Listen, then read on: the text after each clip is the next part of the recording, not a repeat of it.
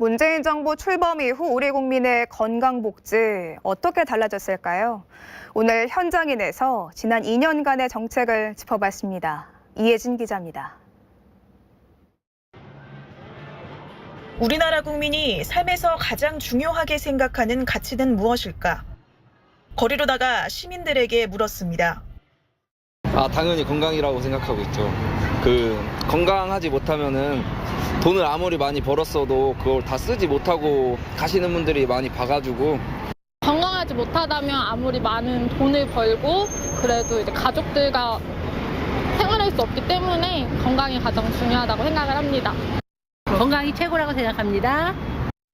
실제 만 20세에서 70세 미만 남녀 1,200명 대상 설문조사를 보면 응답자의 96%가 인생에서 나와 가족의 건강이 가장 중요하다고 답변했습니다.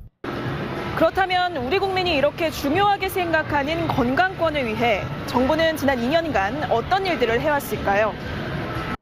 아플 때 누구나 병원비 걱정 없이 제대로 된 치료를 받을 수 있는 나라. 국민이 체감하는 호감도 2위 정책으로 꼽힌 문재인 케어 건강보험 보장성 강화 대책입니다. 환자의 비용 부담이 컸던 MRI와 초음파 검사에 건보를 적용해 의료비를 절반 수준으로 낮췄습니다.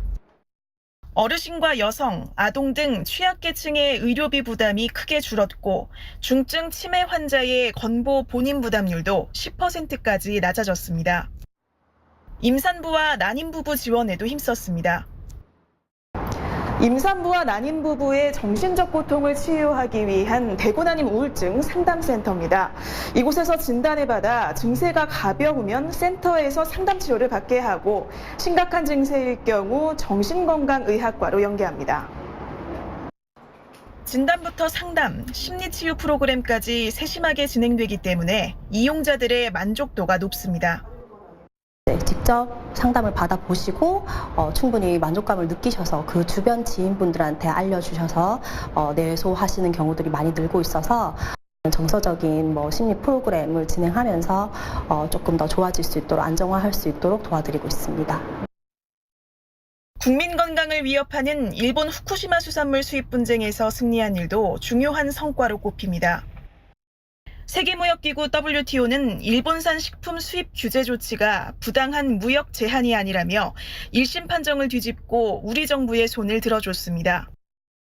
정부는 이러한 WTO의 판정을 높이 평가하며 환영의 뜻을 표합니다.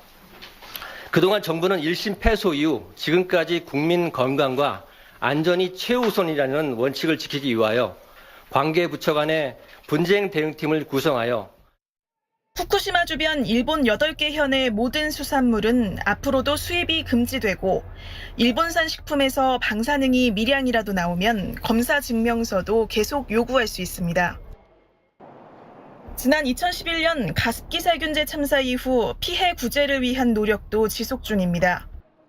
피해 인정률은 지난해 10월 14%에서 지난달 기준 43%까지 늘었습니다.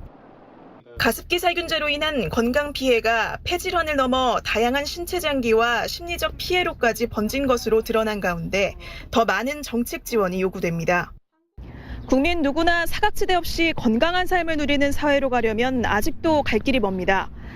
정부는 국민이 체감할 수 있는 건강복지 증진을 위해 역량을 집중할 계획입니다. 현장인 이혜진입니다.